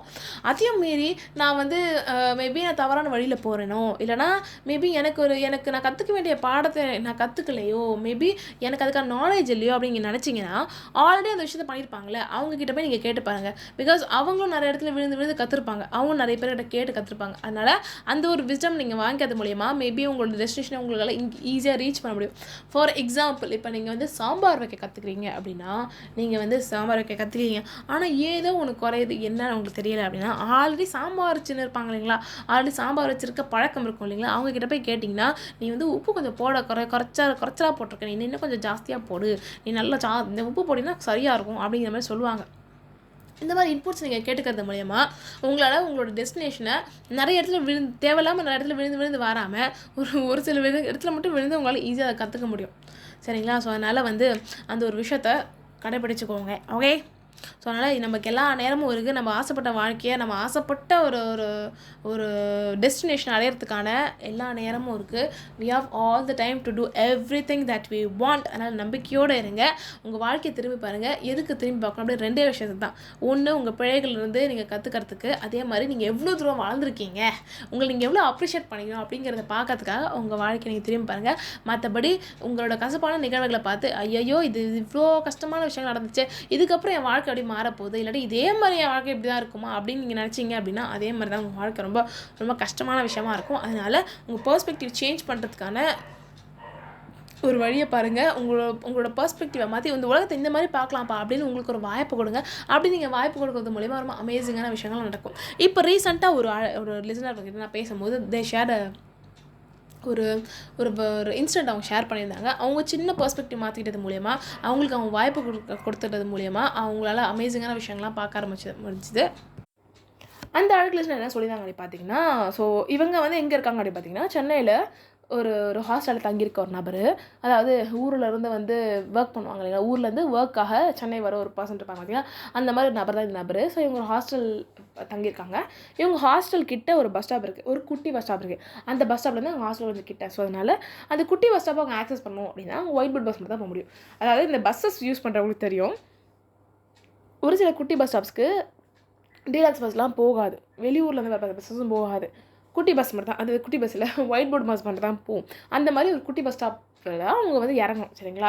ஸோ அந்த குட்டி பஸ் ஸ்டாப்பில் அவங்க இறங்கணும்னா அவங்க ஒயிட் போர்ட் பஸ்ஸை பயன்படுத்தி ஆகணும். ஸோ அதனால் அவங்ககிட்ட காசு இருக்கோ இல்லையோ, டீலக்ஸ் பஸ் வருதோ இல்லையோ, அவங்க ஒயிட் போர்ட் பஸ்ஸில் மட்டும் தான் ஏறணும். அந்த ஒயிட் போர்ட் பஸ் எவ்வளோ லேட் ஆனாலும் சரி அந்த ஒயிட் போர்ட் பஸ்லாம் ஏறணும் அப்படிங்கிற மாதிரி ஒரு சுச்சுவேஷன் இருக்குது. ஸோ அதனால் அந்த கூட்ட நெரிசலில் அவங்க ஏறி நிறைய வகையான செக்ஷுவல் டச்சஸு, அப்யூசிவான டச்சஸு, நிறைய சபல பார்வைகள், சபல தொடுதல்கள், அந்த மாதிரி விஷயங்கள்லாம் பார்த்துருக்காங்க. அவங்க எப்படி சொல்கிறது, அவங்க ஒர்க் பிளேஸ்லேருந்து அவங்க ஹாஸ்டல் போகும்போது பார்த்துருக்காங்க. அதே மாதிரி அவங்க ஊருக்கு போகும்போது அவங்க ட்ரெயின் ஜேர்னியில் அந்த மாதிரி அதை எக்ஸ்பீரியன்ஸ் பண்ணி அவங்க நிறைய உள்ளுக்குள்ள நிறைய பயங்கள் இருந்திருக்கு. நம்ம முன் அனுபவங்கள்லாம் பார்த்து நம்மளுக்கு எதுனா ஆகிடுமோ, கூட்டமாக இருக்கே, நம்மளை யாராச்சும் அப்யூசிவாக டச் பண்ணுவாங்களோ அப்படிங்கிற பயம் அவங்களுக்குள்ளே இருந்துகிட்டே இருக்குது. சரிங்களா? அதுக்கப்புறம் என்ன இருக்குது, இந்த 2025 நிறைய கோவில்களில் கும்பாபிஷேகம் பண்ணாங்க இல்லைங்களா, அந்த மாதிரி அவங்க ஊர்லேயே ஒரு கும்பாபிஷேகம் நடந்திருக்கு. அப்போ வந்து அவங்க ஒரு கூட்டமாக போகிறாங்க. அதாவது கோயிலுக்கு தெரியும்ல, அவங்களுக்கு நிறைய மனுஷங்க இருப்பாங்க அப்படின்ற போது அப்போயே அவங்களுக்குள்ள ஒரு பயம் வந்துருக்கு, இவ்வளோ மனுஷங்க இருக்காங்களா, நம்மளை யாராச்சும் அப்யூஸ் பண்ணுவாங்களோ அப்படிங்கிற மாதிரி ஒரு பயம் அவங்களுக்குள்ள உருவாயிருக்கு. டக்குன்னு ஒரு நபர், ஒரு பையன் என்ன நபர், பையன்னு சொல்லுவோம், ஒரு பாய், அதாவது அந்த பாய் எந்த வயசுக்காரங்களாம் எனக்கு தெரியலை, அந்தளவுக்கு டீட்டெயில்ஸ் அவங்க சொல்லலை. அந்த பெண்ணை சபலத்தோடு அவங்க டச் பண்ணிட்டு போகிறாங்க, ஒரு செக்ஷுவல் அப்யூசிவ் டச் பண்ணிட்டு போகிறாங்க. அந்த பையன் அந்த பர்சன் அந்த பெண்ணை வந்து டச் பண்ணுறாங்க அப்படிங்கிறது, அந்த தப்பாக டச் பண்ணுறாங்க அப்படிங்கிறது அவங்க சுற்றி இருக்க எல்லாருக்குமே தெரியுது. பட் ஸ்டில் அவங்களால ரியாக்டும் பண்ண முடியல, அது என்னன்னு கேட்க முடியலை. சரிங்களா? அந்த மாதிரி சுச்சுவேஷன் இருக்குது. அப்போ அவங்க வந்து என்ன நினைக்கிறாங்க அப்படின்னா, மேபி நான் பயந்தனால தான் இந்த மாதிரி ஒரு சுச்சுவேஷன் நடந்துச்சு, மேபி எனக்கு எதனா ஆகிடுமோ அப்படிங்கிற பயத்தினால தான் இந்த சுச்சுவேஷனை நானே என் மைண்ட் வச்சு க்ரியேட் பண்ணிட்டணும். இந்த மாதிரி சுச்சுவேஷனை வேறு மாதிரி டீல் பண்ணால் எப்படி இருக்கும் அப்படின்னு அவங்க யோசிச்சுட்டு சரி ஓகே, இனிமேல் வந்து நான் எந்த கூட்டம் நெரிசலாக இருந்தாலும் சரி நான் வந்து சேஃபாக தான் இருப்பேன், என்னை யாரும் எந்த டச் பண்ண மாட்டாங்க, நான் சேஃபாக தான் இருப்பேன், because I deserve to be safe அப்படிங்கிற மாதிரி அவங்க நினச்சிருக்காங்க. அதுக்கப்புறம் அவங்க திரும்ப சென்னை வந்திருக்காங்க. சென்னை வந்துட்டு அதே ஒயிட் போர்ட் பஸ்ஸில் ஏறுறாங்க. கூட்டமான ஒயிட் போர்ட் பஸ்ஸாக, சாம கூட்டமான வழக்கம் போல் இருக்கிற கூட்டமான ஒயிட் போர்ட் பஸ்ஸில் அவங்க ஏறுறாங்க. ஏறினதும் அவங்க வந்து ஓகே அதே மாதிரி முன்னாடி நினச்ச மாதிரி இது மாதிரி வந்து நான் சேஃபாக தான் போவேன் இந்த பஸ்ஸில், நான் போய் ஹாப்பியாக போய் இறங்குவேன் அப்படிங்கிற மாதிரி அவங்க ஒரு இன்டென்ஷன் வச்சு ஒரு அஃபர்மேஷன் வச்சுட்டு அந்த பஸ்ஸில் ஏறுறாங்க. அங்கே பார்த்தீங்கன்னா நிறைய ஆண்கள் இருக்காங்க. அந்த பெண்ணுக்காக ஒரு வழி விட்டு இங்கே போய் நில்லுங்க, நீங்கள் சேஃபாக அனுப்பிங்க அப்படின்னு சொல்லி அந்த பெண்ணுக்காக வழி விட்டு அந்த பெண் அந்த பஸ் ஸ்டாப்பில் இறங்க வரைக்கும் அவங்க சேஃபாக இருக்காங்களா அப்படிங்கிறத அவங்க பார்த்துக்கிட்டாங்களாம். ஸோ அவங்க சொன்ன ஒரு விஷயம் அதுதான். நான் எப்பவுமே பயந்து ஒரு பஸ்ஸஸில் ஏறுவேன். அது பஸ்ஸு கூட்டமாக இருந்துச்சுன்னா அது இன்னும் பயமாக இருக்கும். பட் எண்ணத்தை நான் மாற்றுறது மூலயமா, என்னோடய நம்பிக்கையை நான் மாற்றுறது மூலயமா என்னால் சேஃபாக ரொம்ப ஹாப்பியாக ரொம்ப நிம்மதியாக ஒரு எக்ஸ்பீரியன்ஸ் பண்ண முடிஞ்சுது ஒரு விஷயத்த. நான் போகிற அதே பஸ்ஸை வேறு ஒரு எக்ஸ்பீரியன்ஸில் பார்த்தேன். அது எதனால அப்படின்னா என் பெர்ஸ்பெக்டிவ் ஷிஃப்ட்னால தான் அப்படிங்கிற மாதிரி சொல்லியிருந்தாங்க. இதை எப்படி சொன்னாங்க அப்படின்னா, நான் வந்து சொல்லியிருந்தேன் இந்த மாதிரி வந்து நான் ஒரு காலத்தில் வந்து ஆண்கள் எல்லாருமே சபலப்பத்திக்காரங்க தான் அப்படின்னு நினச்சிட்டு இருந்தேன். பட் என்னோடய பெர்ஸ்பெக்டிவ் நான் மாற்றுறது மூலயமா நான் அதுமாதிரி என்னோடய வாழ்க்கையில் நிறைய மாற்றங்கள் நான் பார்க்க ஆரம்பித்தேன். ஃப்ரெண்ட்ஸு, அதுக்கப்புறம் டீச்சர்ஸுன்ற வகையில், ப்ரொஃபஸர்ஸ்ன்ற வகையில், ஜூனியர்ஸுங்கிற வகையில், சீனியர்ஸுங்கிற வகையில் நிறைய வந்து ஆண் உறவுகளை பார்க்க ஆரம்பிச்சதுக்கப்புறமா என்னோடய நம்பிக்கையை நான் நம்பிக்கையை மாற்றின அப்புறமா நிறைய வகையான உண்மையான உறவுகளை பார்க்க ஆரம்பித்தேன். ஒரு ஹியூமனாக ரெஸ்பெக்ட் பண்ணுற நிறைய ஆண்களை சந்திக்க ஆரம்பித்தேன் அப்படின்னு நான் சொல்லியிருந்தேன். ஸோ அதுக்கு அவங்க இந்த விஷயத்த சொல்லியிருந்தாங்க. ஸோ அதுதான் இது எல்லாமே அப்படியே இது ஒரு ரிலேட் ஆகுது பார்த்தீங்களா. இது நம்ம எப்படி சொல்கிறது, நம்மளோட சின்ன ஒரு நம்பிக்கையை மாற்றுறது மூலயமா ரொம்ப அழகான மாற்றங்கள் நிகழுது. அதனால இது வந்து எனக்கு மட்டும் நிகழ்ந்த ஒரு விஷயம் கிடையாது. நம்மள ஒருத்தராக இருக்கிற நம்ம அழகு லிசனருக்கும் நடந்த ஒரு அமேசிங்கான விஷயம் தான். ஸோ அதனால் உங்கள் நம்பிக்கை கொஞ்சம் மாற்றி பாருங்கள்.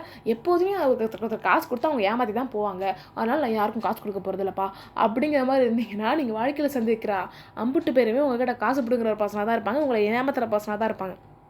அதை விட்டுட்டு ஓகே இந்த மாதிரி நிகழ்வுலாம் நடந்திருக்கு, இதுக்கப்புறம் நான் வந்து அந்த பர்சன் டிசர்விங்கான பர்சனா, அதாவது டிசர்விங்கான அந்த காசுக்கு டிசர்விங்கான பர்சனா, அந்த நபருக்கு நான் காசு கொடுக்கலாமா வேணாம் அப்படின்னு சிந்திச்சு கொடுக்க போகிறேன்.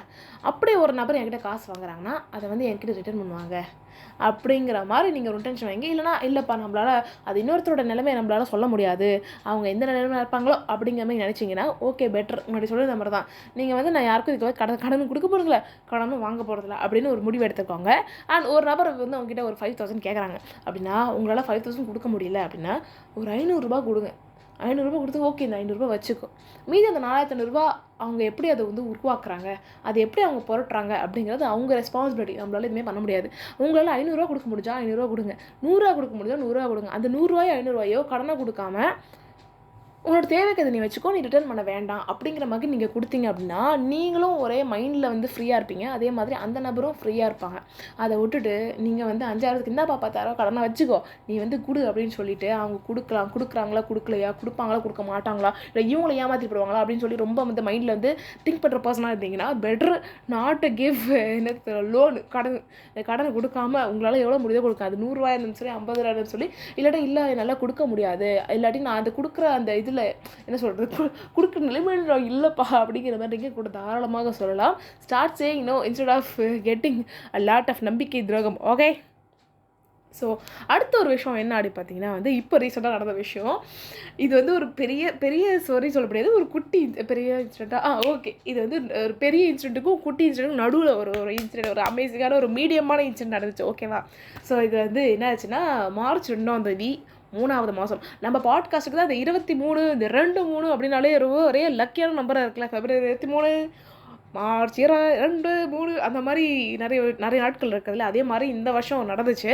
ஸோ ஒரு வகையான ஒரு ஃபங்க்ஷன் போயிருந்தேன் சரிங்களா. அங்கே வந்து ஒரு பர்சனை நான் பார்த்தேன், அதாவது ஒரு சீமந்தம் போயிருந்தேன். அந்த சீமந்தம் பண்ணுற அந்த பர்சனும் அந்த சீமந்தம் பண்ணுற அந்த பெண்ணும் நம்ம பாட்காஸ்ட்டோட ஒரு அனலிஸ்டாக தான் சரிங்களா. அவங்களோட கல்யாணத்துக்கு நான் ஒரு முறை போயிருந்தேன். அங்கே வந்து ஒரு நபரை பார்த்துருந்தேன், ஒரு அண்ணாவை பார்த்துருந்தேன்.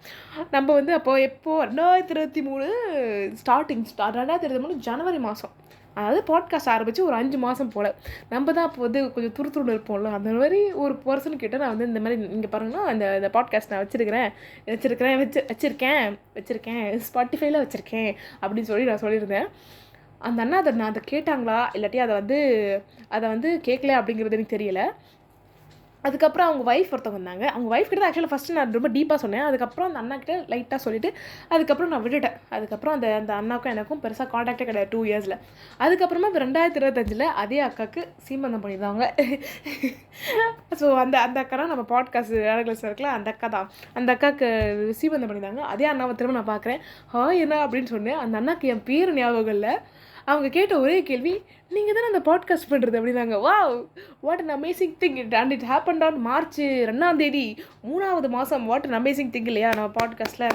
ஸோ அவங்க வந்து கேட்டு அப்புறம் வந்து அவங்க பாட்காஸ்ட் இந்த மாதிரிலாம் நீங்கள் பண்ணுங்கள், இந்த மாதிரி ரீல்ஸ்லாம் போடுங்க அப்படின்னு சொல்லி நிறைய வந்து அமேசிங்கான விஷயம்லாம் சொல்லியிருந்தாங்க. அதுக்கப்புறமா எந்தெந்த பிளாட்ஃபார்மில் பண்ணுறீங்க அப்படின்னு சொல்கிறதுக்கு ஸ்பாட்டிஃபைல அமேசான் மியூசிக்கில் எல்லாம் நம்ம பாட்காஸ்ட்டோட விவரமெல்லாம் சொல்லி முடிச்சாச்சு.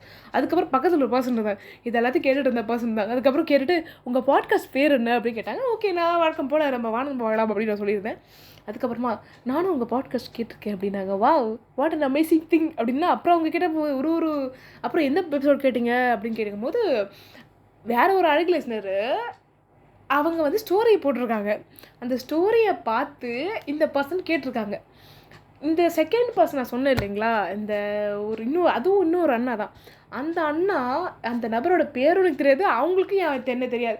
ஆனால் நம்ம பாட்காஸ்ட்டு எந்த அளவுக்கு ரீச் பண்ணியிருக்கு பார்த்தீங்களா. நம்ம யாருன்னு தெரியாமல் அவங்களுக்கு நம்மளை யாருன்னு தெரியாமல், ஆனால் நம்ம பாட்காஸ்ட் மட்டும் அவங்கள போய் சென்றடைஞ்சிருக்கு இல்லையா. சூப்பர் அமேசிங்கான விஷயம். அதுவும் இல்லாமல் எந்த பாட்காஸ்ட் எபிசோடு என்ன வந்து நம்ம டீப் டாக்ஸ் வித் டான்ஸ் அப்படின்னு நம்மளோட தீபக் மாஸ்டர் இருக்காள் இல்லைங்களா. ஸோ அந்த மாஸ்டர் கூட பண்ண ஒரு அமேசிங்கான எபிசோடாக அந்த பர்சனுக்கு போய் ரீச் ஆயிருக்கு.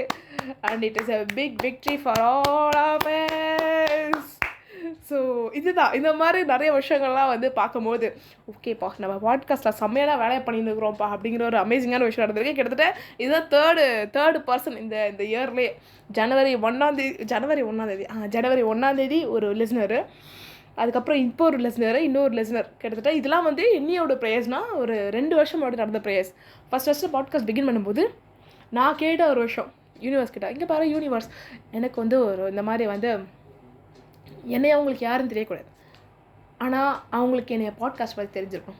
அதாவது ஒரு பர்சனுக்கு நம்ம பாட்காஸ்ட் பற்றி தெரிஞ்சிருக்கணும். அவங்க இந்த பாட்காஸ்ட்டை கேட்டு நீங்கள் தான் அந்த பாட்காஸ்ட் பண்ணுறது அப்படின்னு கேட்கணும் அப்படின்னு நினச்சிருந்த ஒரு இன்டென்ஷன் வச்சுருந்த ஒரு விஷயம். அந்த டைமில் நான் யோசிக்கவே இந்த மாதிரிலாம் நம்ம பாட்காஸ்ட் வளரும், இந்த மாதிரிலாம் நம்ம பாட்காஸ்ட்டை கேட்பாங்க அப்படியே மேலே சும்மா கேட்டு விட்டு அப்போவே எனக்கு தோணுச்சு நம்ம ஓவராக தான் கேட்குறோமோ, சரி கேட்போம் என்ன இப்போ அப்படிங்கிற மாதிரி தான் கேட்டு விட்ட ஒரு விஷயம். அது எப்படியெல்லாம் மேனிஃபெஸ்டாக இருக்குது பார்த்தீங்களா. ஸோ அதே மாதிரி உங்கள் வாழ்க்கையில் எதனா அமேசிங்கான விஷயங்கள் நீங்கள் வச்சுருக்கீங்க அப்படின்னா அந்த ஆசையை கேட்டு விட்ருங்க. அந்த ஆசை வந்து ஏதோ ஒரு வகையில் அப்படியே மாறி மாறி மாறி மாறி உங்கள் வாழ்க்கையில் வரும். அது ஒரு நாட்கள் ஆகலாம், இல்லாட்டி மாதங்களாகலாம், இல்லைனா வருஷங்கள் கூட ஆகலாம். நியர்லி இது பாட்காஸ்ட் வந்து இப்போ 3 வருஷம் ஆயிடுச்சு கிட்டத்தட்ட. அது வந்து ஃபஸ்ட் இயரில் ஃபியூ மந்த்ஸில் கேட்ட இந்த ஒரு ப்ரேயர்னு சொல்லலாம். I don't know what to say that. அது ஒரு அமேசிங்கான விஷயம் and it happen. So thank you so much அழகு லிஸ்னர்ஸ் ஃபார் எவ்ரி ஒன். எந்தெந்த ஊர்லேருந்து கேட்குறீங்களோ எல்லாருக்குமே ரொம்ப ரொம்ப நன்றி. It is all going good. So இன்னும் சிறப்பாக, இன்னும் பியூட்டிஃபுல்லாக, இன்னும் அமேசிங்கான நிறைய விஷயங்கள் இருக்குது. So back to the topic, second chance episode. ஸோ இப்போ நீங்கள் வந்து ஒரு பர்சன் இருக்கீங்க, நீங்கள் வந்து ஒரு ரிலேஷன்ஷிப்பில் இருந்திருக்கீங்க, அந்த இடத்துல பயங்கரமாக அடி வாங்கியிருக்கீங்க, இல்லைனா அந்த ரிலேஷன்ஷிப் செட் ஆகலை, இல்லைனா உங்கள் பார்ட்னரோ இல்லை உங்கள் ஸ்பௌஸை இறந்து போகிறாங்க அப்படின்னா இதுக்கப்புறம் வரக்கூடிய எல்லா உறவுகளும் அப்படி இருக்கணும், அப்படி இருக்கணும் அப்படின்னு அவசியமே கிடையாது. ஃபார் எக்ஸாம்பிள் தர்மதுரை அப்படிங்கிற ஃபிலிம் பார்த்துருக்கீங்க இல்லைங்களா. அங்கே வந்து தர்மதுரை அப்படிங்கிற ஒரு டாக்டர் இருப்பார். அதாவது விஜய் சேதுபதி தான் அந்த கேரக்டர் ப்ளே பண்ணியிருப்பார். அவங்க கூட வந்து அன்புச்செல்வி அப்படிங்கிற பர்சன். ஸோ இவங்க வந்து ஒரு வில்லேஜில் வளர்ந்த ஒரு நபர். இவங்க அங்கேயே வில்லேஜில் இருக்கிற ஒரு பர்சன் தான் அன்புச்செல்வி அப்படிங்கிற பொண்ணு.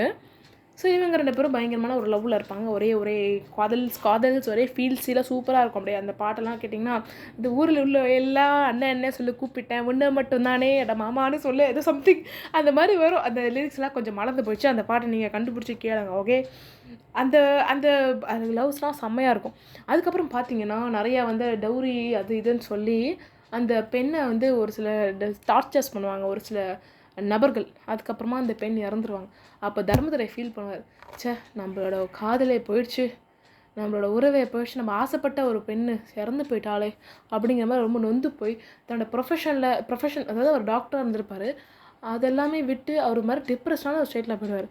அதுக்கப்புறமா அவர் காலேஜெல்லாம் போய் ரீவிசிட் பண்ணி பார்ப்பார். காலேஜ் ஃப்ரெண்ட்ஸ் எல்லாரையும் ஒருத்தராக பார்ப்பார். அப்போ சுபா அப்படிங்கிற ஒரு தன்னோட காலேஜ் ஃப்ரெண்டை பார்ப்பார்.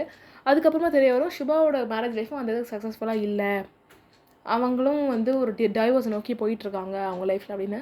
அதுக்கப்புறமா சுபாவும் தர்மதுரையும் முடிவு பண்ணுவாங்க, சரி ஓகே நம்ம 2 பேரும் சேர்ந்து வாழலாம் அப்படின்னு சொல்லி. ஸோ அதே மாதிரி நீங்கள் ஒரு பர்சனாக இருக்கீங்க அப்படின்னா, ஒரு ரிலேஷன்ஷிப்பில் இருக்கீங்க, அது ரிலேஷன்ஷிப்பில் ஃபெயிலியர் ஆகிடுச்சு, இல்லை அது சக்ஸஸ்ஃபுல்லாக இல்லை, நினச்ச மாதிரி இல்லை அப்படின்னா அது அப்படி தான் இருக்கணும் அப்படின்ற எந்த அவசியமும் கிடையாது. You can give your self a second chance to live a life, to restart your life again.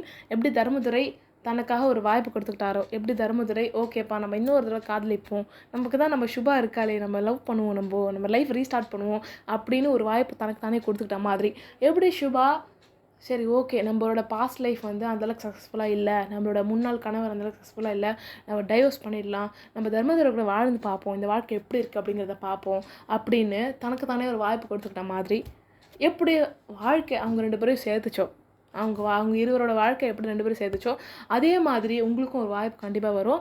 அதுக்கு நீங்கள் என்ன பண்ணணும் அப்படின்னா, உங்களை நீங்கள் வந்து தயாரப்படுத்திக்கணும். நீங்கள் முன்னாடி ரிலேஷன்ஷிப் என்னென்ன தவறுகள் பண்ணியிருக்கீங்க அப்படிங்கிறத கொஞ்சம் கண்ணை திறந்து பார்க்கணும், அதை வந்து கற்றுக்கிட்டு அதுக்கப்புறமா நீங்கள் தயாராக இருந்தீங்கன்னா all the amazing things will happen. உங்கள் வாழ்க்கையை உங்களுக்கு கொடுக்கும். அதாவது இப்போ ரீசெண்டாக ஒரு கோட் கூட படிச்சிருந்தேன், the universe will give something that you cannot give your self.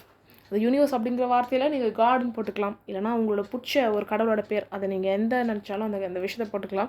So அதனால் உங்களுக்காக நீங்கள் வாய்ப்பு கொடுத்துக்கோங்க, உங்களோட தவறுகள் வந்து பிழைகளை திருத்திக்கோங்க, நீங்கள் தயாராக இருங்க அடுத்த முறை முயற்சி பண்ணுறதுக்கு, அடுத்த முறை ஒரு அட்டெம்ப்ட் பண்ணுறதுக்கு. அப்படி பண்ணிங்கன்னா வாழ்க்கை will give you lot of opportunities, வாழ்க்கை will give you everything that you need. அதனால் வாழ்க்கை கொடுக்குறத அக்செப்ட் பண்ணிக்கிறதுல நிலையில் மட்டும் ரொம்ப தயாராக சூப்பராக உங்கள் மைண்டை ரெடி பண்ணிட்டு இருங்க. ஓகே. ஸோ இன்னொரு விஷயம் என்ன அப்படின்னா வந்து ஒரு படம் வந்து எடுத்திருக்காரு ஒரு நபர், அஸ்வத் மாரிமுத்து அப்படிங்கிற ஒரு பர்சனு.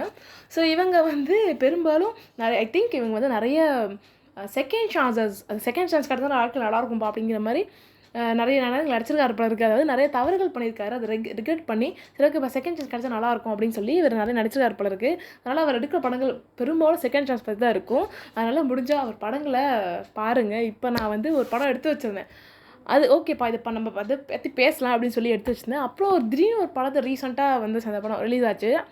அந்த படத்தை பார்த்தா அந்த படத்தோட டேரக்டரும் அதே அஸ்வத் மாரிமுத்து. அந்த படமும் பார்த்தா செகண்ட் சான்சஸ். அதே மாதிரி இன்னொரு ஷார்ட் ஃபிலிம் பார்க்குறேன், அங்கேயே பார்த்தா ஃபுல்லாக second chances, full and full second chance பற்றின நிறைய விஷயங்கள் இருக்குது. ஸோ அதனால் நீங்கள் வந்து செகண்ட் சான்ஸ் நம்ம எப்படி கொடுத்துக்கிறது, இல்லைனா வந்து மேபி நம்ம அது டெசிஷன் எடுக்கிறோமே, ஒருவேளை நம்ம இது கொஞ்சம் பின்னாடி தள்ளி நின்று பார்க்கலாமா, வேறு மாதிரி யோசித்து பார்க்கலாமா, இல்லை நம்ம சரியாக தான் எடுக்கிறோமா அப்படிங்கிறத நீங்கள் யோசிக்கணும், சிந்திச்சு பார்க்கணும். அப்படின்னா அஸ்வத் மாரிமுத்தோட ஃபிலிம்ஸ் பாருங்கள், அது வந்து ரொம்ப ரொம்ப ஹெல்ப்ஃபுல்லாக இருக்கும். அதாவது இதுக்கு ஒரு பெரிய உதாரணம் ஊமை கடவுளை அப்படிங்கிற ஃபிலிமு. இந்த படத்தில் கூட அவர் சொல்லியிருப்பார், அவங்க வந்து 2 பேர் இருப்பாங்க சரிங்களா. ஸோ வந்து 2 பெஸ்ட் ஃப்ரெண்ட்ஸ் இருப்பாங்க. அவங்க 2 பேரும் வந்து ஓகேப்பா நமக்கு உனக்குனா எனக்கு நீ நம்ம கல்யாணம் பண்ணிக்கலாம் அப்படின்னு சொல்லி அவங்க 2 பேர் கல்யாணம் பண்ணிப்பாங்க. அப்போ வந்து ஒரு வருஷம் கழிச்சு அவங்களுக்கு வந்து டைவர்ஸ் நடக்கும். அப்போ வந்து கோர்ட்டில் 2 பேர் நிற்பாங்க. அப்போ திடீர்னு அந்த ஹீரோ வந்து எதுக்கு அவர் வெளியே போவாருன்னு தெரியாது. அவருக்கு வந்து போகும்போது காட் வந்து அவருக்கு ஒரு சான்ஸ் கொடுப்பாரு, இங்கே பாரு நீ எடுக்கிற டெசிஷன் சரியா தப்பா அப்படிங்கிறத தாண்டி உனக்கு ஒரு வாய்ப்பு கொடுக்குறேன், அந்த பொண்ணு வாழ்க்கையிலே இல்லைனா எப்படி இருக்கும் அப்படிங்கிறத காமிக்கிறேன் அப்படிங்கிற மாதிரி அவருக்கு ஒரு வாய்ப்பு கிடைக்கும் ஹீரோவுக்கு. அப்போ வந்து அவர் வாழ்க்கை வந்து வேறு மாதிரி இருக்கும். அதாவது அவரோட பெஸ்ட்டு ஃப்ரெண்டு வேறு ஒருத்தரை கல்யாணம் பண்ணால் எப்படி இருக்கும் அப்படிங்கிற மாதிரி ஒரு வாழ்க்கையை காமிப்பார். அப்போ அவன் ரியலைஸ் பண்ணுவான், ஐயோ இவன் இல்லைனா நான் எப்படி வாழ்வேன் அப்படின்னு சொல்லி ரியலைஸ் பண்ணுவார். அதுக்கப்புறமா அவன் பிழையை அவன் திருத்திப்பான். ஸோ அந்த மாதிரி செகண்ட் சான்சஸ் நம்ம வாழ்க்கையில் வருமா அப்படின்னா ஒரு சில நேரங்களில் வராது. இது வந்து அந்த டேரக்டரே ஒரு இடத்துல சொல்லியிருப்பார், இந்த மாதிரி செகண்ட் சான்ஸ்லாம் வருமா அப்படிங்கிறது ஒரு பெரிய கேள்விக்குறி தான். ஸோ அதனால் எடுக்கிற டெசிஷன்ஸை நல்லா யோசித்து முடிவெடுங்க. அண்ட் வந்து கொஞ்சம் நல்லா திங்க் பண்ணி எடுங்க. எல்லா நேரங்கள்லையும் செகண்ட் வாய்ப்பு கிடைக்காது. அப்படி உங்களுக்கு வாய்ப்பு கிடைக்குது அப்படின்னா அது ரொம்ப கேர்ஃபுல்லாக யூட்டிலைஸ் பண்ணிக்கோங்க. பிகாஸ் வந்து இப்போ நம்ம குட்டி வயசுலாம் நம்ம எப்படி எழுதுகிறோம் இந்த படிக்கும் போதெல்லாம் நம்ம என்ன பண்ணி பென்சில் யூஸ் பண்ணுறோம். எதுக்காக அப்படின்னா நம்ம பண்ணுற பிழைகளை ரப்பர் வச்சு அழிச்சிக்கலாம் அப்படின்னு சொல்லி நம்ம யூஸ் பண்ணுறோம். ஆனால் வளர நம்ம ஏன் பென் யூஸ் பண்ணுறோம் அப்படின்னா, நம்ம பெண்ணில் எழுதுனா அதை அழிக்க முடியாது. அதனால நம்ம பண்ணுற பெரிய வயசில் நம்ம பண்ணுற ஒரு விஷயமும் ரொம்ப ரெஸ்பான்சிபிளாக இருக்கணும். ஏன்னா நம்ம தவறுகள்லாம் அந்தளவுக்கு ஈஸியாக அழிச்சிட முடியாது, அந்தளவுக்கு ஈஸியாக மாற்றிக்க முடியாது. அப்படிங்கிறதுனால தான் பெண் அப்படிங்கிற விஷயத்த நம்ம வந்து பெண்ணுனா பேனா அது பெண்ணுனா விமன் கிடையாது, பெண்ணுனா பேனா ஓகேவா. அந்த பேனாவில் ஜாக்கிரதை எழுதணும் அப்படிங்கிறதுக்காக தான் நம்ம வந்து அடல்ட் லைஃப்பில் அந்த பெண்ணை யூஸ் பண்ணுறோம். அதுக்கு நீங்கள் வந்து பெலிக்கான் இருக்கே, ஒயிட்னர் இருக்கே அப்படின்ற மாதிரிலாம் சொல்லக்கூடாது. நான் வந்து இது சொல்கிறது முன்னாடி லாஜிக்காக தான் மட்டும் தான் இது யூஸ் பண்ணுறேன் இந்த விஷயத்த. ஓகே, ஸோ அது மாதிரி கொஞ்சம் ஜாக்கிரதையாக வாழ்க்கையில் இருக்கிற டெசிஷன்ஸை கொஞ்சம் ஜாக்கிரதையாக எடுங்க. ஒரு சில நேரங்களில் செகண்ட் சான்சஸ் கிடைக்காது. இப்போ ஃபார் எக்ஸாம்பிள், இப்போ ஒரு டாக்டர் இருக்கார், அவர் வந்து இல்லைங்க சாரிங்க மாற்றி ஊசி போட்டாங்க, இன்னொரு சான்ஸ் கொடுங்க அப்படின்னா அங்கே வந்து உசுர் போயிடுங்க அந்த மாதிரிலாம் சுச்சுவேஷன்ஸில். அதனால் ஒரு சில முடிவுகளை ரொம்ப ஜாக்கிரதையாக எடுங்க. அண்ட் வந்து இப்போ நீங்கள் ஒரு மெயின் ப்ரொஃபஷனாக நீங்கள் ஒன்று பண்ணிகிட்ருக்கீங்க அப்படின்னா அந்த இடத்துல நீங்கள் தவறுகள் பண்ணுறீங்க அப்படின்னா பெரிய ஒரு இஷ்யூ ஆகிடும். ஃபார் எக்ஸாம்பிள், இப்போ நீங்கள் ஒரு ஐடியில் ஒர்க் பண்ணுறீங்க, ஒரு டேட்டா பேஸ்லலாம் ஒர்க் பண்ணுறீங்க. டேட்டா பேஸ்னால் ஒரு பெரிய இன்ஃபர்மேஷன் சம்மந்தப்பட்ட விஷயங்கள்லாம் பண்ணுறீங்க அப்படின்னா அந்த இடத்துல நீங்கள் டெலிட் பண்ணிட்டாலோ இல்லைனா வேறு ஏதாவது தேவையில்லாத இன்ஃபர்மேஷன் ஆட் பண்ணிட்டாலோ இல்லை இந்த கான்ஃபிடென்ஷியலான இன்ஃபர்மேஷனை வெளியே தெரியாமல் உங்களுக்கே தெரியாமல் இது மிஸ்டேக் பண்ணி அதை லீக் பண்ணிட்டாலும் அது பெரிய இஷ்யூ ஆகிடும். ஸோ அதனால் அந்த மெயின் ப்ரொஃபஷன் அப்படிங்கிறது ரொம்ப சீரியஸான வேலையில் நீங்கள் இருக்கீங்க அப்படின்னா ஹேவ் சைட் ப்ரொஃபஷன்ஸ்.